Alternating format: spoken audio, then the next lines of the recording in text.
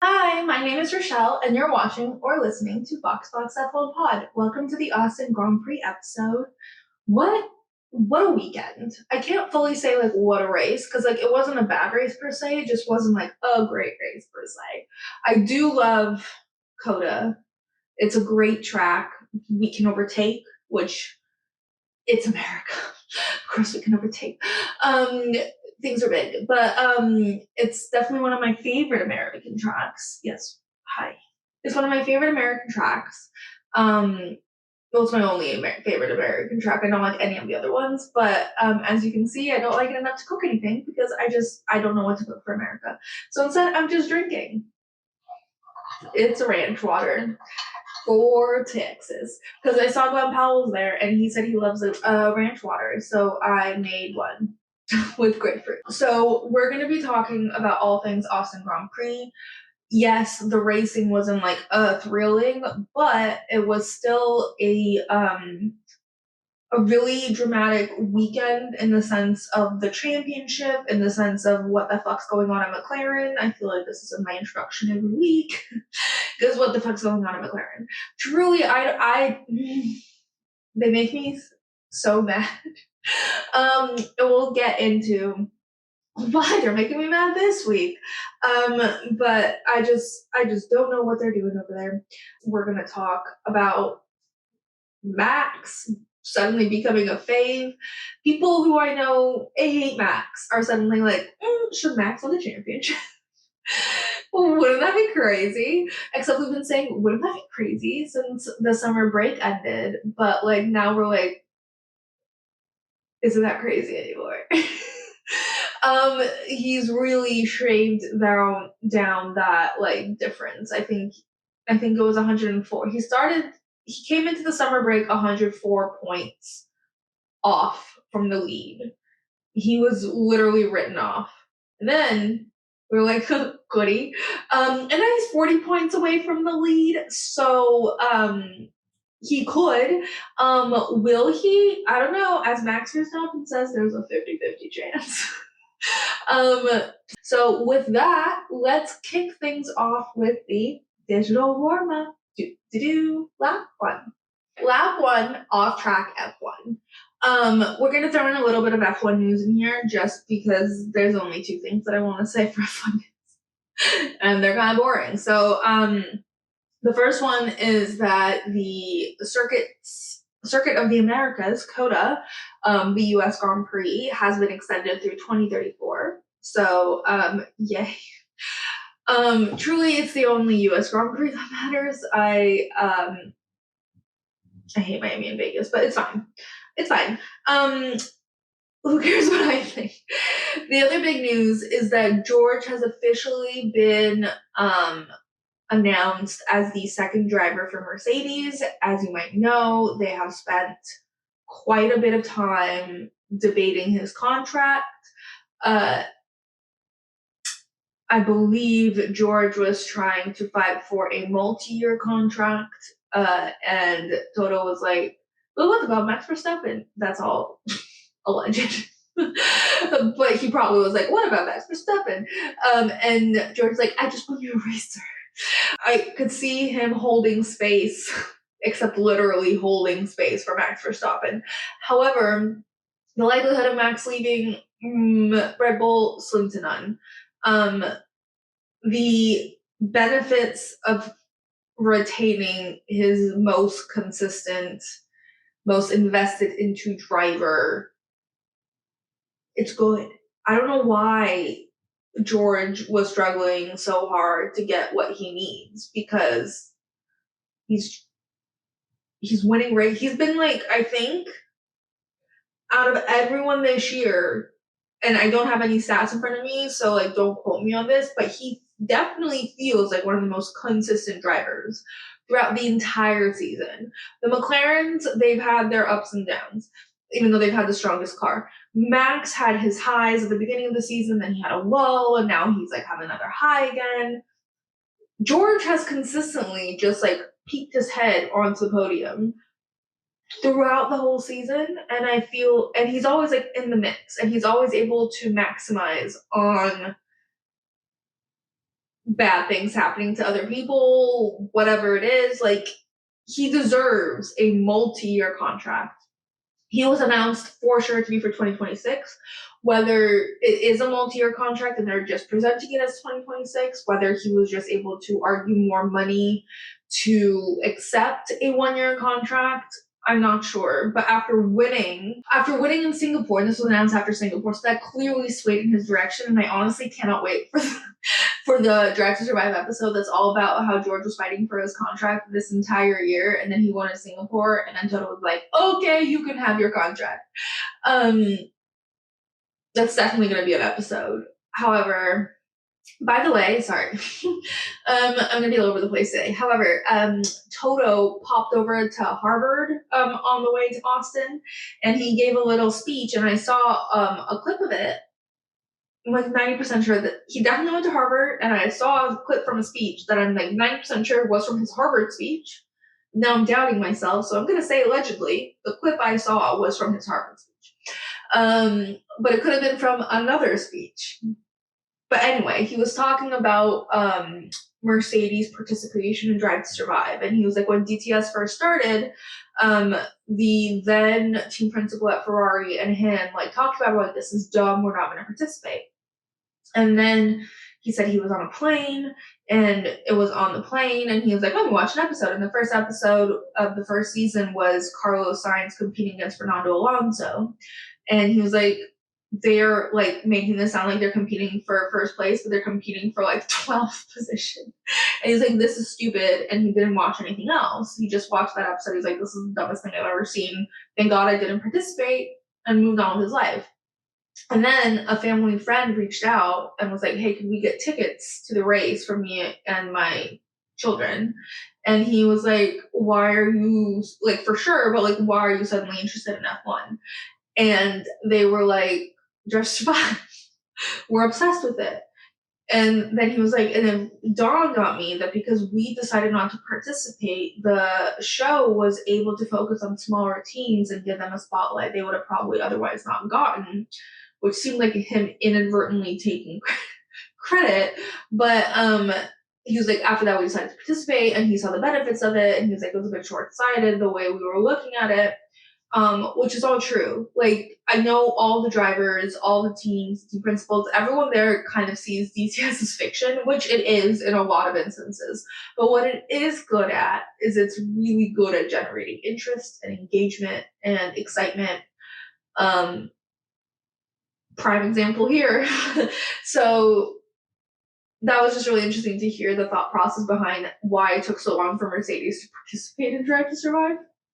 But anyway, George has now, coming back to what we were talking about, George has officially been announced as the 2026 drivers for Mercedes. How long his contract is, I'm not sure. It sounded like it was just for 2026, though that sounds insane to me, but like, Toto really is holding out hope. Do you guys remember in F1 the movie, which I never did that episode, but it's fine. At the end of F1 the movie, there's a clip where the younger driver, I forgot his name, Damson Idris, who plays a younger driver on the team with Brad Pitt, there's a scene where he's walking through the paddock after Abu Dhabi, and Toto stops him and he's like, hey, do you need a drive for next year? And it made me laugh. I saw it twice. So every time I saw it made me laugh, because I'm like, this was literally Toto all year last year trying to get Max, this year trying to get Max. Like, he was actually desperate for a driver. So it was like, he's not actually playing. He probably was stopping people in the middle of the track and going, hey, want a spot? But I think Toto still is holding out hope for Max. And Max could surprise us all. Max loves a little surprise. I just don't see him going to Mercedes. And I truly don't see him being a teammate to George Russell. I know that people are saying he's most likely going to replace Kimi, which in that case, Kimi has a multi-year contract. I don't know why George wasn't given a multi-year contract. And I realized that Mercedes has decided to invest quite thoroughly and aggressively into Kimi. Kimi has not had the best season. However, Kimi also is a rookie at a really good team. And I believe it was Max in an interview who was saying he really needs to be cut some slack because, like, it's hard enough being a rookie, but being a rookie with a good car, that pressure is incomprehensible. And so his mistakes are understandable. The pressure he's under is understandable. His emotional distress, all understandable. But then again, who is Max going to replace then? It's a little confusing. I guess TBD. TBD. Next silly season, I'm going to be 10 out of 10. This silly season was shit because it was all like decided in advance, basically. Another thing that I forgot to mention last time, this was from like last race, but we had talked a little bit about Fernando's radio. He was like 10 out of 10 on the radio last time, but there was one moment where he was battling Isaac on the grid. And Isaac was dealing with an engine problem on his car, and but he was still like fighting off Fernando. He was still defending against Fernando, and I guess Fernando's a bit annoyed because he thought that Isaac has a problem, so why wouldn't he just let him through? And he had some choice words on the radio. I don't remember exactly what they were, but they were not nice. And afterwards, Isaac was asked about it, and Isaac just went, oh, whatever. He's just a grump, which made me laugh. Isaac should never be media trained. None of the rookies should. But anyway, so if you remember last year, George Russell and Max Verstappen had quite an intense beef, which was started by an incident on the track. And then Max commented about it in the press conference, saying that he'd never had another driver go in at him so hard in front of the stewards. And then George came out in the media and said the most egregious shit about Max's character and like called him a bully and said no one will ever stand up to him. And it was like this whole thing. And that interview was originally conducted for Sky Sports with Ted Kravitz.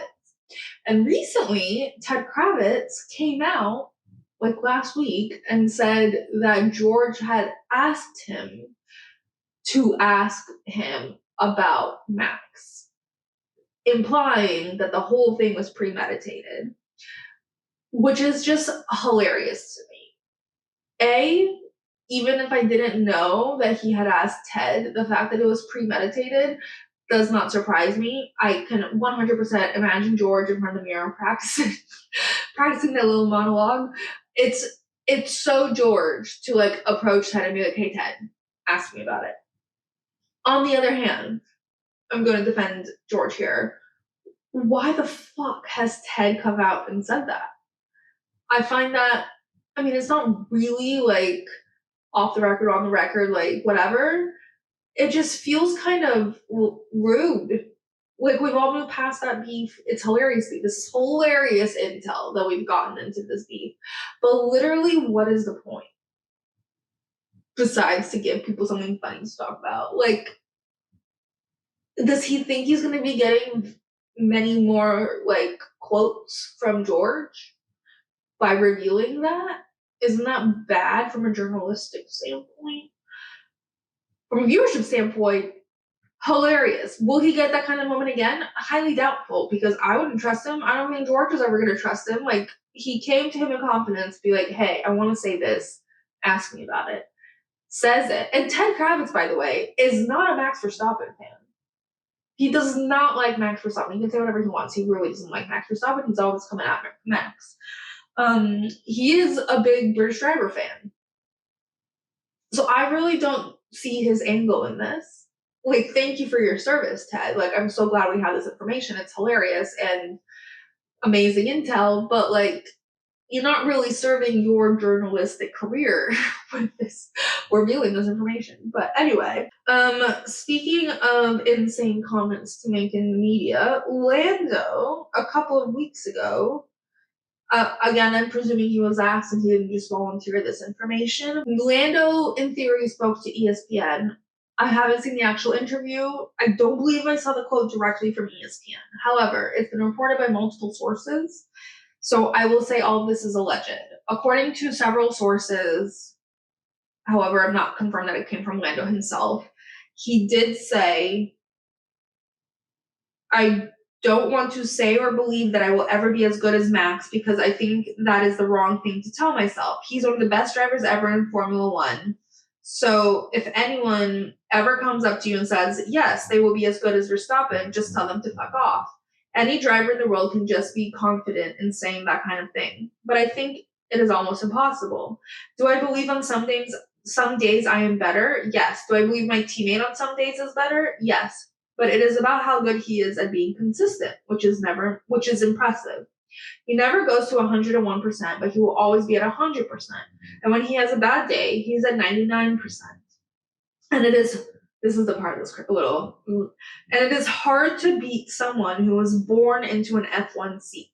If I could go back and choose how to be a better driver, I would also have a mom and dad who were racing drivers. Start when you are a baby in the paddock, start karting at whatever age he did, and do more testing than everyone else. I would be a better driver now if I did all of those things. So people have to catch up because he was made to be in the position he is now. That's a crazy thing to say. He's not like an Esteban or a Lewis whose parents had to work multiple jobs, who did not come from wealth, who was not easily put through all of the karting and the racing and the F2 and F3 and whatever. His dad is one of the richest people in England. He had the means. Also, Lando, it's not karting right now. Like, he didn't Lando has had an entire career in F1 to catch up to Max Verstappen. His performance now has nothing to do with the fact that Max met Michael Schumacher when he was 1 year old. We all actually know how hard Max works. I don't think the Nepo baby argument is really applicable to Max. Yes, he definitely had benefits. Yes, he was definitely around driving more. He was definitely around Formula One champions more. He was, but we also know how hard he had it, and we also know he works hard, and we also know he's really fucking talented. Him meeting Michael Schumacher at 2 years old is not actually what made Max a 4-time world champion. Sorry, almost 5. So that was just like an unnecessary comment, and I think that is also Lando's biggest downfall, is making these literally consistent unnecessary arguments in the media. Like, he does this all the time. He shoots himself in the foot. Like, none of that was necessary. Just focus on driving. But anyway, that was a huge rant. Lando Broies are gonna come for me. All right. If you are familiar with the Chicken Shop series with Amelia Demillienberg, love her. It's where she meets celebrities in a chicken shop and has a date with them, and it's a 10-minute, literally 8 to 10-minute series on YouTube. So good. It's one of my favorites. She's one of my favorite little celebs. She has started a new series called Passenger Princess, where so she had Lando on ages ago. And now she started a new series where the Formula One drivers teach her how to drive a car because she doesn't have her license. The first episode dropped last week, and it was with George Russell, and honestly, it was hilarious. It was so good. Her banter with George, I think. So it seems like the driver she has lined up. Did I talk about it 2 weeks ago? I think I did. The driver she has lined up is Oscar, George, Carlos, Ollie. Ollie's in there. I think Ollie's coming out this week. And a few others. And it's just them all teaching her different aspects of driving. And hers with George was so funny. George was able to keep up with her banter. She does not know how to drive. It was just really funny watching. And drivers are already really anxious in the car. And then she's also being very, her personality is a little abrasive. Her style of flirting is just throws people off their guard, and so the combination is just so funny. One of the most interesting things. There was a lot of funny moments. I linked it in the show notes, so I recommend you watch it. But like one of the most interesting moments is she was like, "Can I go now?" And he was like, "Well, you have to start the car first." And she's like, "Oh right, how do I do that?" And then she pushes the button, and she's like, "How does your car start? Do you push a button?" And he was like, "No, I don't." And she's like, "So how does your car start?" And he was like, "Well, someone in the back pushes something." And she was like, "What?" And he was like, "I don't actually know." You watch George in real time, realize he has absolutely no idea how his car turns on. And then Amelia was like, "I feel like you should know that." And you can see his face being like, "Yeah, I probably should know that." It was quite funny. Anyway, moving on to a couple of birthdays. Gabby Bortoletto turned 21. And we talked about last time, Isaac recently turned 21, so I really hope they go out in Austin after this race. Kimmy was on stage and someone was asking, I think George had asked, where can Kimmy go out? And then Kimmy was like, "Do I need a fake ID?" And Kimmy does need a fake ID to go out in Austin. But then they just announced it in a very public forum, so I'm not sure how successful he's going to be. But the other rookies can go out. Charles turned 28, which was very exciting. One of the Italian interviewers brought him a little cake to Austin, and it was really cute. He had a lot of wholesome interactions with the media this weekend. Someone else was trying to ask him about his road trip with Carlos, but had like a very long build up to it.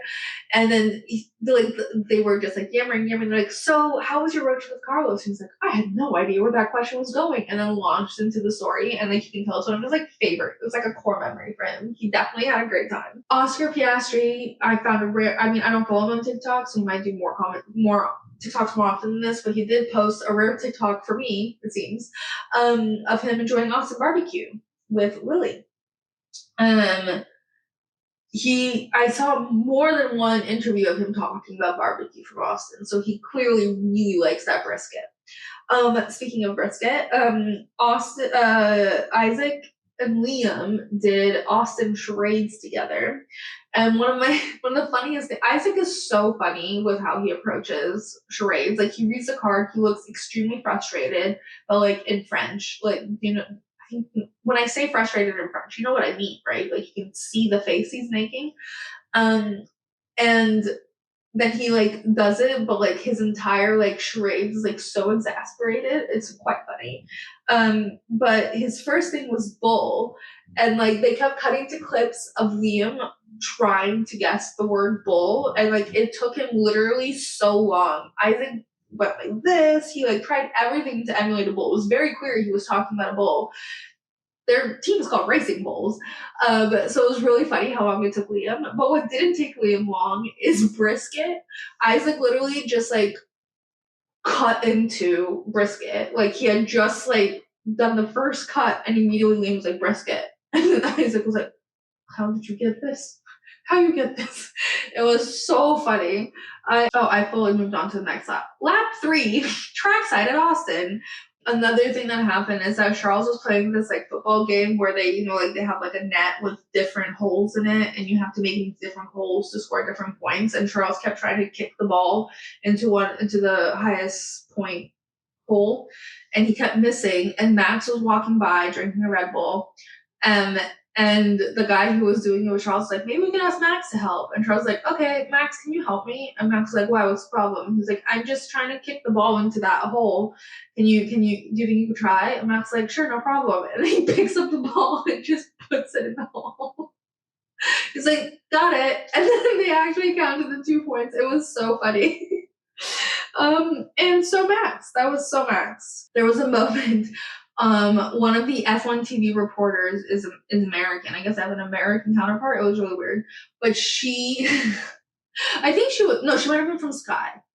Anyway, there was an American counterpart who I'd never seen before who was just walking the track, pulling drivers for chats. And she walked by Max and Kimmy talking. They were walking the opposite direction. She's like, "Oh, actually, Kimmy, sorry, we're going to pull Max away from you and we're going to talk to him." And she like starts walking with Max, and Kimmy like looks around. Like, I don't know if you guys remember that clip of them during the driver's parade when Kimmy got pulled for an interview, or when Kimmy got pulled for an interview while he was talking to Max, and Max literally did a 360-degree turn, like looking for like where Kimmy had been taken to. So Max gets pulled for the interview. Kimmy gets left behind. Max turns around to like laugh with Kimmy, and Kimmy does like a full circle around the whole cameras, comes back around next to Max, they put their arms around each other, and he goes, "You're always separating us." I just like refused to leave, and it was so funny. The woman was like, "Oh, I'm sorry. Do you want to stay? We could all walk together." Clearly did not know the lore because she's never at all the other races, but it was so fun. Kimmy's like, "I will not leave, actually. I will stay. How dare you?" Which I found really funny. Coda made a banner for all the drivers with like, it was like against the wall, and it was like the silhouette of all the drivers, and it had their height there, so they had, it was like measuring all their heights. And Lando, for some reason, was at the end, and it said he was 5'6". And Lando's small, but he's not 5'6" small. I think he's like 5'9". And a bunch of fans posted clips of him being like, "What the fuck? Why is this here?" And then the next clip I saw, it seems like the circuit had put up like a shrub in front of Lando. So like there's this whole like banner of all the drivers, and then just like a giant shrub covering up Lando, and the mistake they made with his height. Like they could have easily just rewritten the number, would have been a little less embarrassing than just covering Lando up entirely with literally a massive shrub. It was, I'm sorry. It was literally a giant shrub. It was so funny. Let's talk quickly about the celebrities that were present at COTA. Glenn Powell was there. He did do the grid walk with Brendel. However, Hulu has decided to not let me watch Hulu Live anymore, so I do not have access to ESPN anymore, so I could not watch it. And instead of anyone posting a clip of the actual grid walk, they just posted a clip of the grid walk and put music on top of it because they thought Glenn Powell looked good, and that was entirely unhelpful to me. So I didn't watch it, but it seems like he did the entire grid walk with Brendel, and from what I could tell, it was great. But I have nothing else to report on it because Hulu's out to get me, and all the TikTok girlies are out to get me. He was shown very quickly during the national anthem, which he was taking very seriously. He was like standing there like this the whole time, hand over chest. I thought we only did the hand over chest thing during the Pledge of Allegiance, but there were a lot of people there with their hands over their chests, and I didn't realize that's what we did.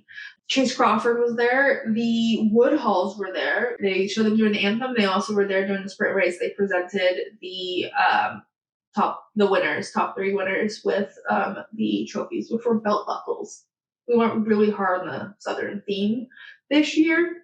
Anyway, the national anthem was performed by a kid, literally a child, who was dressed in like this mariachi fit, and the bow that they wear here was like F1 with an F1 emblem.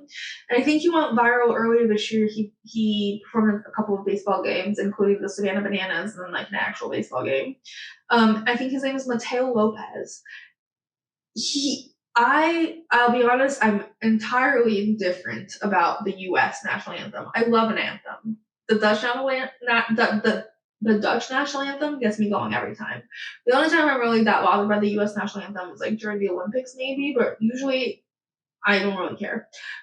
This kid's rendition of the US national anthem was so good. He was so good. People started cheering in the middle of his anthem. They showed Tara Woodhull in the middle of him, and she was like jamming. She was like, it was like a Beyonce. She was acting. She was at a Beyonce concert. He was so good. Every note was perfect. He's a little kid. He looks like he's like 12. I don't know. So good. Like, I think this was one of my favorite anthems that I've experienced through F1 this year, and I love every other anthem besides her. It was so good. I hope he gets famous, and I hope when his balls drop, it doesn't affect his voice. But before we move on to the analysis, there's one major thing we need to talk about, and that's repercussions. So if you remember, last race in Singapore, I think it was 2 weeks ago, there was the incident with Lando and Oscar when Lando overtook Oscar, ended up hitting Oscar, and I think he tapped someone else, Max. And Oscar got on the radio and was like, my teammate just hit me. And they were like, what do you want us to do about it?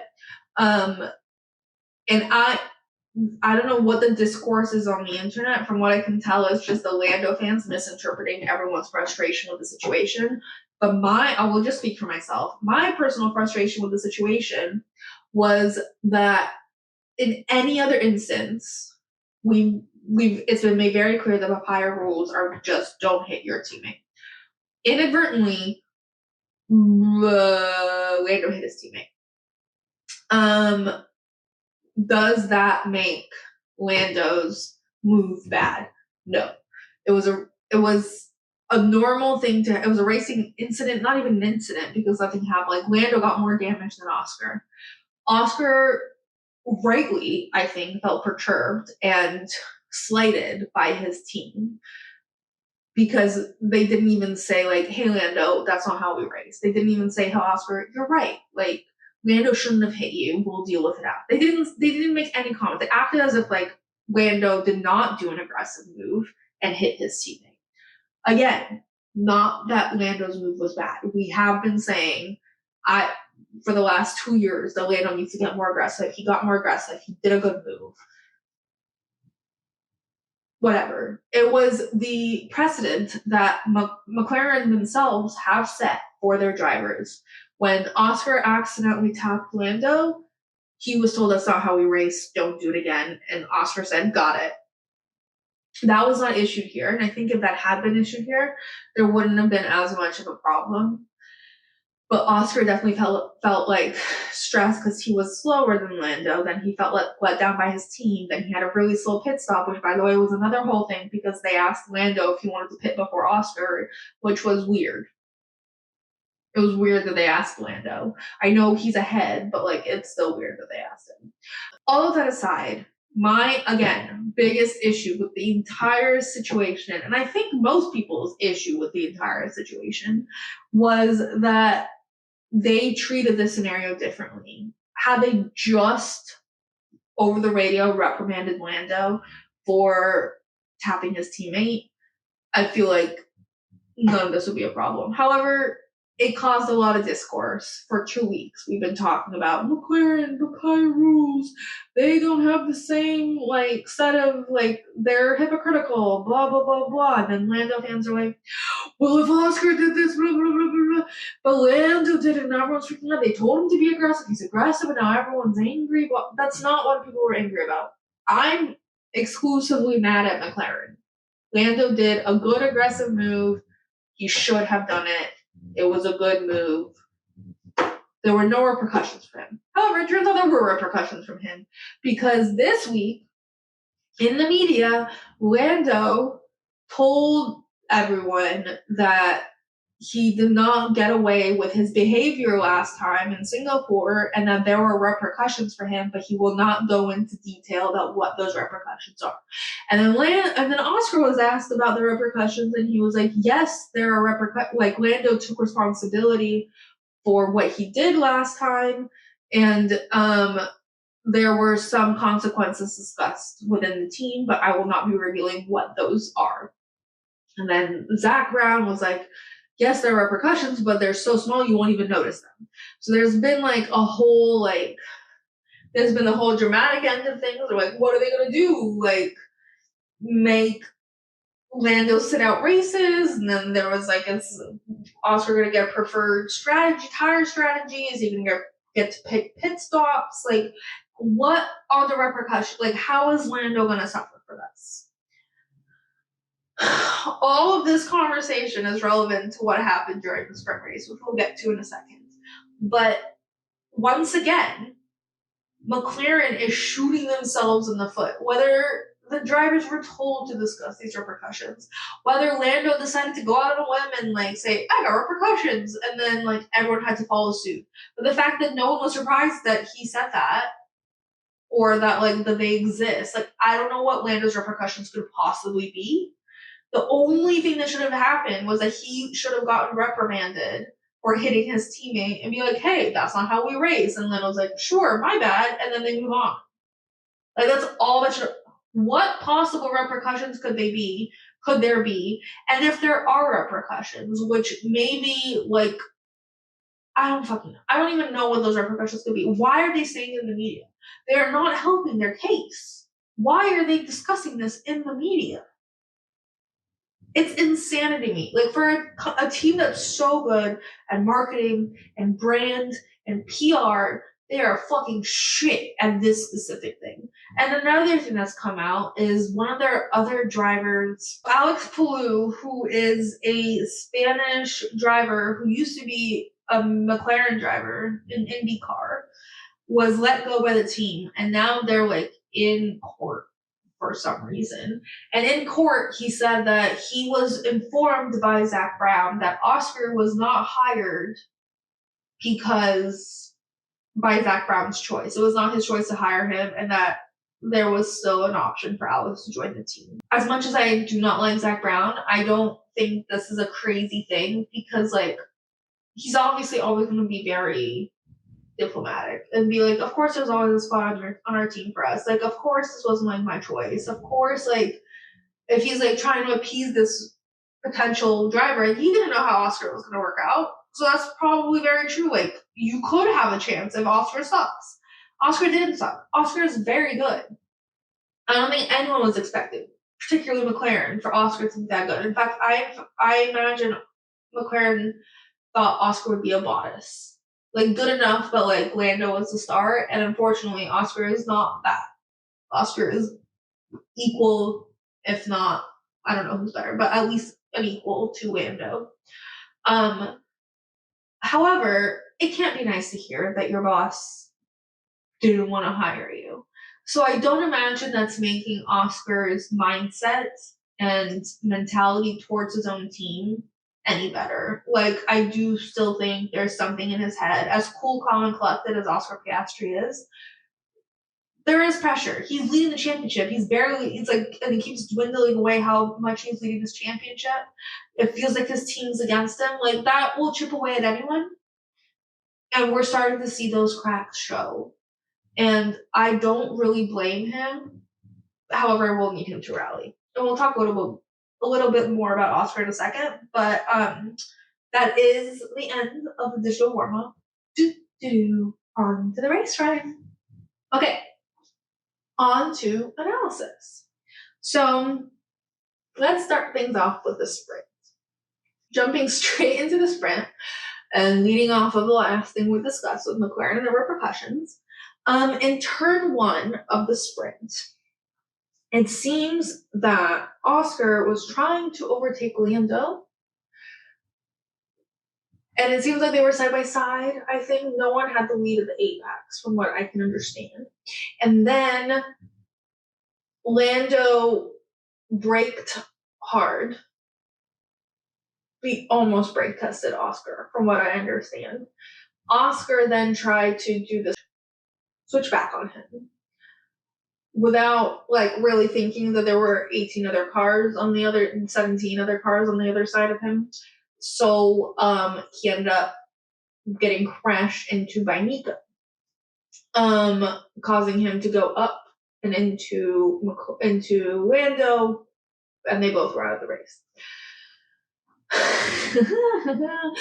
Repercussions, everyone was like, question mark, are the repercussions? Initially, Zach Brown had said that it was all Nico's fault.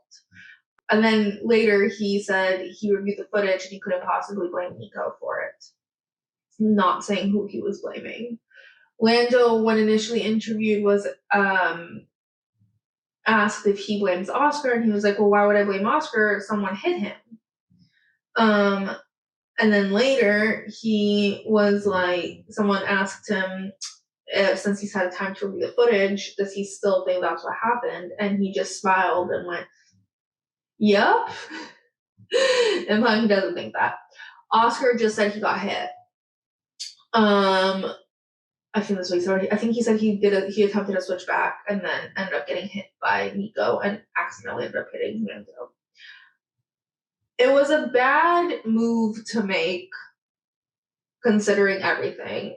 There's too many factors here to assign blame to one person. However, people are very quick to assign blame to Oscar. I think if we were going to assign blame to anyone, it would probably be Oscar. However, it was too much of a racing incident. Lando did brake quite harder than Oscar was probably expecting. Oscar did forget that Nico was there. Nico did hit Oscar. So all of these things combined makes it a racing incident. But that's not stopping everyone going like, repercussions. Are they canceled? Are they continuing? Do both get repercussions? What is happening to the repercussions? Once we got to qualifying, Lando qualified second and Oscar qualified sixth. Why has Oscar qualified sixth? Unclear. Like, what is causing Oscar to be that slow besides himself? I don't know what's going on. Fernando did get into trouble a bit with the sprint race. He was also like collateral damage, and he posted a picture of the pileup from the sprint race and captioned it on his story, "My luck is flatlining." And I'm ready for 2026, which made me laugh. Also, Carlos ended up in P3, thanks to the McLaren's crashing out, probably. Although he did qualify very well for sprint, and the cheers he got brought tears to my eyes. Like, it was like deafening across the entire paddock, like stadium, whatever we're calling it. To the point where George and Max were smiling at how hard they were cheering for him, and even Carlos just kept pausing to listen to everyone cheer. It was so nice. I love seeing Carlos thriving like this. Did it all crash and burn once it got to the race? For sure, but it was nice while it lasted, and he's really just getting a lot of great results for Williams in a Williams. It's kind of strange, isn't it? Like, Alex, up until like post summer break, had a very consistently good season, placing reasonably well for where everyone expected Williams to be. And then Carlos had a terrible first half of the season, and then he had two incredible successes in the second half of the season, but he also was like DNFing and stuff. So like, it's just like slightly more consistent, his success, but like, I'm really hoping it's down to bad luck and like first year in team type deal. But I guess we'll see. Moving on to quali, Isaac crashed out in Q1. But after that, we saw some pretty good times set. So the starting grid is as follows: Max, Lando, Charles, George, Lewis, Oscar, Kimi, Ollie, Carlos, Fernando, Nico, Liam, Yuki, Pierre, Franco, Gabby, Ocon, Alex, Lance, and Isaac. All right, moving on to the race. So Max had kind of an iffy start, but he ended up rallying and retained first position. Charles, being on soft tires, really every time Charles / Ferrari does something outside of the status quo, my immediate fear is that it's all going to go to shit. It didn't all go to shit. It actually went fine. And in fact, it paid off because right at the start, Charles was able to zoom on forward past Lando and almost past Max. Like, he got close, but ended up having to fall back and stay in second. Also during the start, Oscar went up to fifth out of sixth. So, and then the whole race, sort of the only interesting thing, well, actually, I'll talk about the only interesting thing, but a couple of other things before I get there, was Carlos DNF'd. He had an incredible overtake on someone. Ollie? I think it might have been Ollie. On pass, it was a beautiful, beautiful move. And then he attempted the same thing on Kimi. Kimi reacted a bit stronger than he was expecting, which caused Carlos to try to brake really aggressively, but then he lost control of the car and crashed and DNF'd. Carlos did take blame for it, although within his blame, he was like, I didn't expect Kimi to react like that. What were you expecting Kimi to do? Just like let you fly by? It wasn't like Kimi's fault, obviously. It was Carlos's fault in a way. Like, he shouldn't have probably attempted that move in that place. However, he did. But what really caused him to DNF was losing the car toward trying to save himself from crashing into Kimi.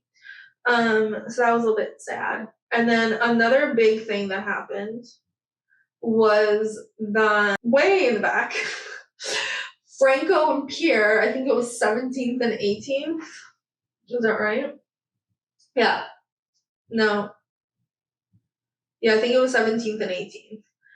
Was Pierre and Franco. And Franco gets told on the radio to hold position and not to fight. And and then Franco literally went, what?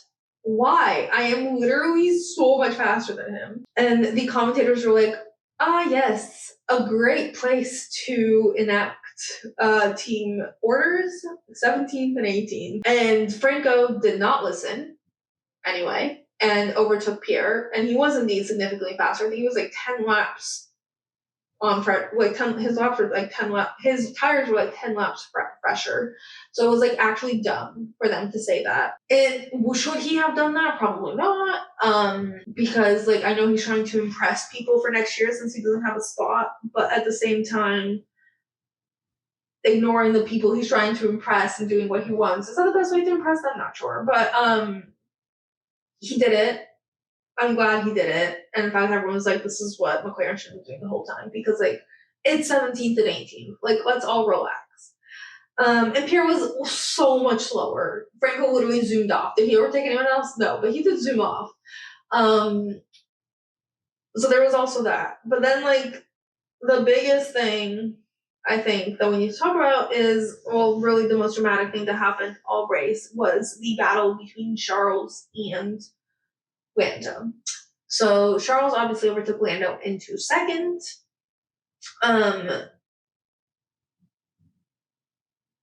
In the first lap, and then Lando basically spent the entire rest of the race trying to get that position back. So when he overtook him in lap 1, it took Lando until lap 21 to overtake Charles back. It took him that long, and he had multiple attempted overtakes on Charles, and Charles just kept defending beautifully. And one of the things that the commentators were saying was that Lando keeps attempting very obvious attempts, and that's not discrediting Charles's incredible defense. Like, he was defending like a beast. But also, this is another like callback to the fact that Lando doesn't really learn and grow and evolve in his ability to drive. He should not be making moves that Charles can anticipate, and he also should be adapting. If he knows Charles is knowing what his next move is, he should be able to do something else because he's in a significantly faster car than Charles. So he overtakes Charles in lap 21. He's ahead in second, and then after a whole bunch of pit stops, Charles eventually ends up back in second. So this is like somewhere in like lap 34 where Lando's back in the position of trying to overtake Charles.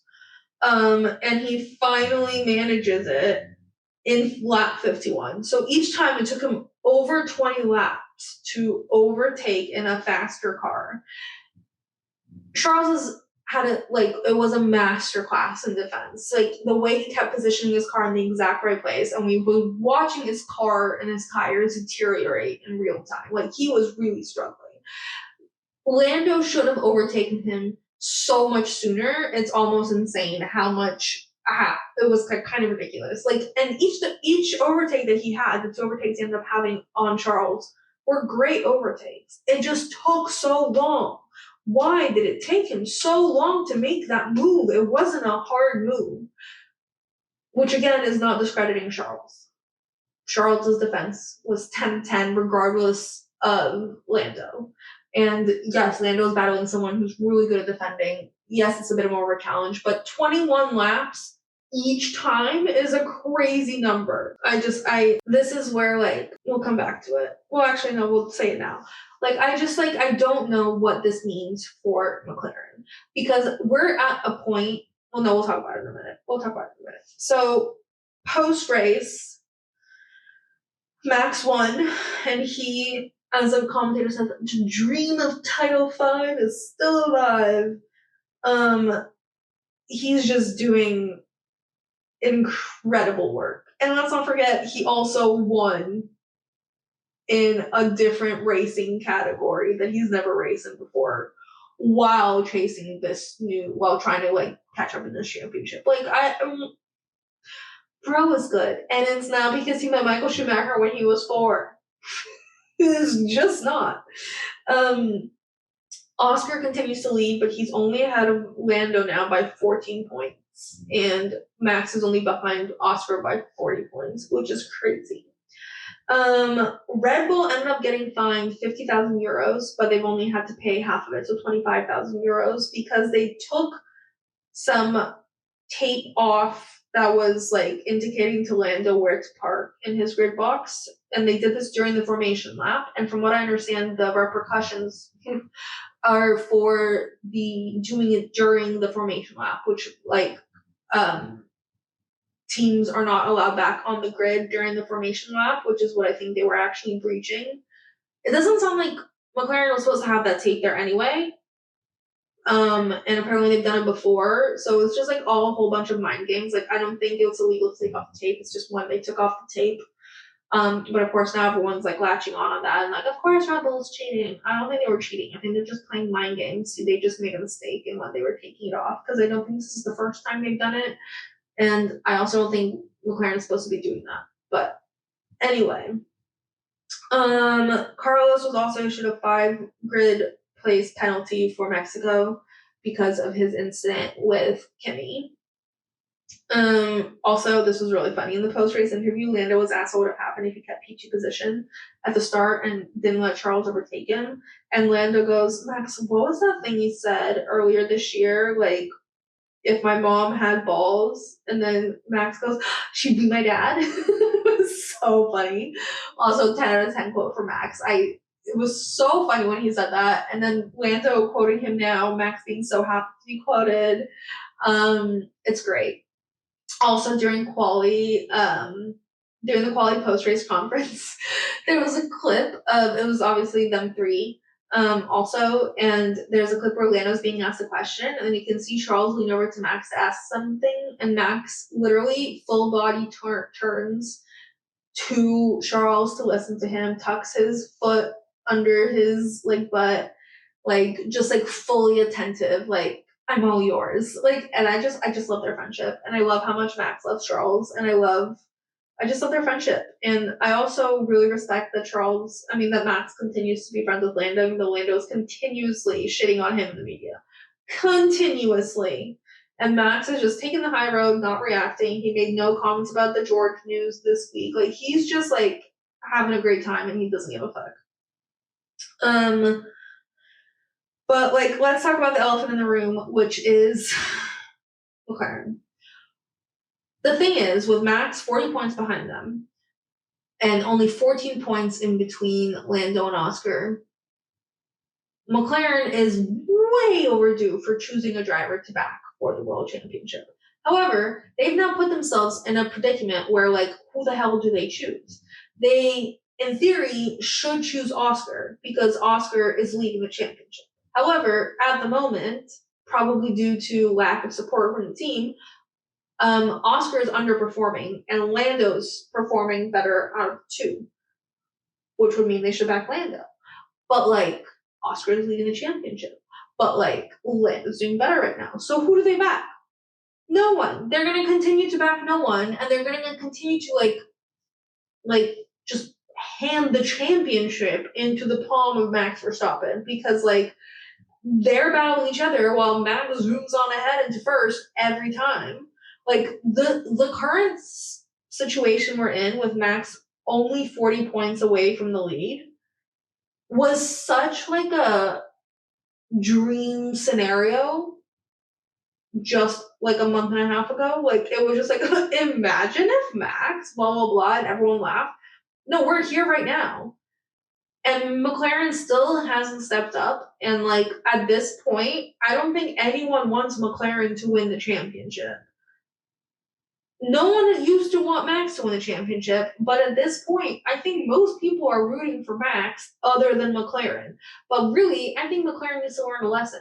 Not Oscar, not Lando, McLaren. McLaren has put themselves in this situation. McLaren has created a scenario where Max can swoop in and potentially steal a championship from their drivers, which is crazy. It is crazy. The fact that they were letting them race now because they've officially won the Constructors' Championship, they had that in the bag weeks ago. Weeks before the summer break, we knew that they were winning the Constructors' Championship. So there was absolutely no reason for them to drag this on for so long. And I know there's probably something with Mark Webber and Oscar about having a number one driver, which is why they're not officially choosing it. In my personal opinion, they think Lando's the number one driver. For Zach Brown, Lando is the number one driver. I think he had made a comment a year ago, or I think maybe it was before Oscar joined, that we were in the Lando era. And I also think that he wasn't expecting Oscar to be Oscar. I think Oscar is very good. He's had a poor second half of the season. So, and then, I don't know, Lando's just so inconsistent, and Lando is just so like, well, Lando's a number one. To me, I think Lando is the Charles of McLaren, that they will never let him go. And he is their priority. And I just don't know what they're going to do, but they have to do something because they are losing this championship. And they continue the way they are, they will continue to lose the championship. There shouldn't be any repercussions. There should be no papaya rules. There should be nothing. Like, stop interfering because you're making this worse. And also support your drivers equally, because I feel like they're not being supported equally emotionally, I suppose. Like, I just feel like I feel like they're favoring Lando, but at the same time, I feel like they're not favoring Lando because they're not creating a good environment for either driver. I feel like this is not a good situation for anyone. Like, for example, at Mercedes, when Lewis was the number one driver, it was a shit time for Valtteri Bottas, but it wasn't a shit time for Lewis and Valtteri Bottas. It was just a shit time for Valtteri. Here, it's kind of a shit time for both of them. Because even when they make decisions that favor one over the other both end up suffering. So anyway, it's all just dumb. They're feeding right into Red Bull's hands. Like, Max is going to win at this point, and I think he should win. I don't think McLaren deserves to win. I think the drivers individually might deserve to win, but like, their team has fucked it up for them to such an extent that, like, I don't know if I even want to see it happen. But I also don't want to see their mental state suffer that much. If Lando loses for the second year in a row, that's going to be rough. If Oscar loses his first world championship after leading so intensely for more than half of the season, that's going to be a rough transition for next year. So I don't know what McLaren needs to do, but they need to do something, and it has to be different than what I've done so far. The driver of the day was Charles, and I don't think there was anyone more deserving of that title than Charles. He was so great. My favorite part about all of this is that Ferrari has absolutely no clue how it happened. Every time they're like, so what'd you do with the car that's different? They're like, I don't know. And they're like, so what are you going to do when you get back to the factory? Figure out why we're fast. Like, they're just like baffled, like, what is happening? Why like, Lewis was also pretty close. I think he had a puncture towards the end, so he was told to save and to drive like more reservedly. But like, overall, they were both relatively fast, and Charles was very close to keeping second. Like, just a couple more laps and he would have finished second. And they don't know why. And it's so funny because, like, they're all trying to bullshit, but Charles can't bullshit. And Charles is like, I don't know. we're just fast. I couldn't tell you. Which I find hilarious. And I just don't think anyone is more deserving of that spot than him. And the Dick in the Box is You guessed it, McLaren. They are just permanently dicking the box until someone proves me otherwise, and I don't think anyone behaved egregiously enough to take that coveted spot away from McLaren. They suck. They're doing so bad. It's just terrible management. I think Carlos said in an interview that like the team has to manage their two drivers, especially when they're in this position, which is probably true, but they're not doing a good job of it. They really need to rally and figure something out because they're doing a terrible job of managing their drivers. Really bad. All right, so the results of this race were Max Verstappen, Lando Norris, Charles Lewis, Oscar Piastri, George, Yuki, Nico, Ollie, Fernando, Liam, Lance, Kimi, Alex Esteban, Isaac Franco, Gabby Pierre, and then Carlos DNF'd. The Drivers' Championship standings are as follows. Oscar Piastri with 346 points, Lando Norris with 332 points, Max Verstappen with 306 points. As we mentioned a couple of times, that leaves Max only 40 points away from Oscar, and Lando's only 14 points away from Oscar. Max is 28 points away from Lando, so that's a win and a bit. Away from overtaking Lando in the championship. Following Max is, I've also put Max, George with 252, Charles with 192, Lewis with 142, Kimi with 89, Alex with 73, Nico with 41, and Isaac with 39. Carlos with 38, Fernando with 37, Lance with 32, Liam with 30, Esteban with 28, Yuki with 28, Pierre with 20, Ollie 20, Gabby 18, and Franco 0. So everyone's extremely close to each other except for Franco. So everywhere else it's also pretty tight. However, it's just not as important as figuring out who's going to win the Drivers' Championship. The Constructors' Championship is as follows. McLaren's obviously already won with 678, followed by Mercedes with 341, Ferrari with 334, Red Bull with 331. So that's really tight between Mercedes, Ferrari, and Red Bull. So really anything's up to play. And after that, it's Williams with 111. So that's like a 200-point drop. Then Racing Bulls with 72, Aston with 69, Kick Sauber with 59, Haas with 48, and Alpine with 20.